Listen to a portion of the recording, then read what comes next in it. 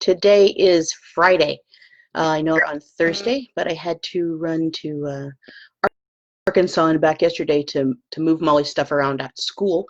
So Gray and I switched for the week. So happy Friday. We are glad that you are here. There we go. So today I want to talk to you about a story in Matthew 25. It's the parable of the talents, and a parable is a type of story that Jesus would use to tell people so that they would learn something from the story. And they usually had multiple like kind of meanings.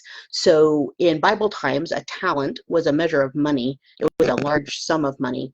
But we know talents also as gifts and abilities given to us by God. So when you're hearing the word talent, it's both. So I'm going to read to you Matthew 25:14 through 30, which is the parable of the talents. Then we're going to go over an SOS verse on it. So, parable of talents. Again, it will be like a man going on a journey who called his servants and entrusted his property to them. To one he gave 5 talents of money, to another 2 talents, and to another 1 talent, each according to his ability. Then he went on his journey. The man who had received the 5 talents went at once and put his money to work and gained 5 more. So also the one with the 2 talents gained 2 more. But the man who had received the 1 talent went off, dug a hole in the ground, and hid his master's money. After a long time, the master of those servants returned and settled accounts with them. The man who had received the 5 talents brought the other 5. Master, he said, you entrusted me with 5 talents. See, I have gained 5 more. His master replied, well done, good and faithful servant. You have been faithful with a few things. I will put you in charge of many things. Come and share your master's happiness. The man with the 2 talents also came. Master, he said, you entrusted me with 2 talents. See, I have gained 2 more. His master replied, well done, good and faithful servant. You have been faithful with a few things.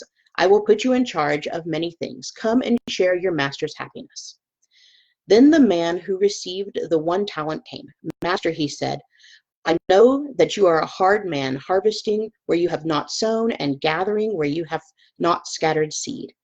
So I was afraid and went out and hid your talent in the ground. See, here is what belongs to you. His master replied, you wicked, lazy servant. So you knew that I harvest where I have not sown and gather where I have not scattered seed? Well, then, you should have put my money on deposit with the bankers so that when I returned, I would have received it back with interest. Take the talent from him and give it to the one who has the 10 talents. For everyone who has been given more, for everyone who has will be given more, and he will have an abundance. Whoever does not have, even what he has will be taken from him. And throw that worthless servant outside into the darkness, where there will be weeping and gnashing of teeth. So the verse that I focused on this morning in my SOS, my say, obey, and share, was Matthew 25:29. That is the verse that I stumbled over when I was reading. So I actually wrote it out of the NLT translation. I read out of the NIV, but I found that the NLT was a little easier for me to understand. So that's I'm going to read out of that. So the NLT of Matthew 25:29 says, to those who use what they are given, even more will be given, and they will have an abundance. But from those who do nothing, even what little they have will be taken away. So my say on that verse is, if we use the gifts God gives us and work to grow and improve them, God will grow and improve them for his glory. But if we do not use our gifts, we will ultimately lose them. Use it or lose it. My obey on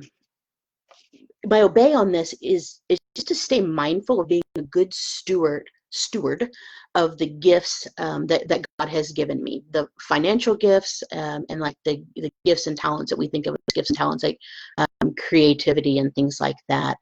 Um, and also to remember that God does not expect the same like return on investment of the gifts that he gave me as he expects the return on investment that he of the gifts he gave someone else. God simply expects me to do my very best with the gifts that he has given me. And when I remember it that way, it's a little easier for me to kind of accept what I see as like shortcomings and things like that.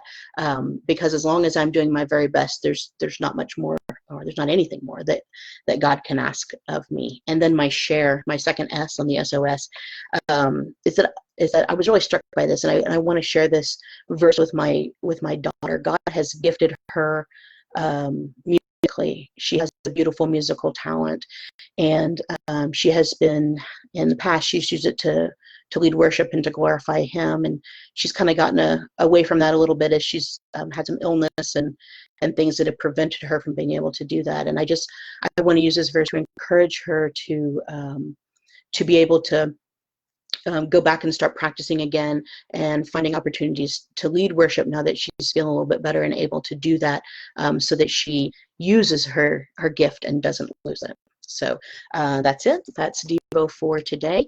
So it's Friday. So y'all have a super duper weekend. I hope that we get to see you on Sunday at the drive-in, and hope that we get to see you soon as well.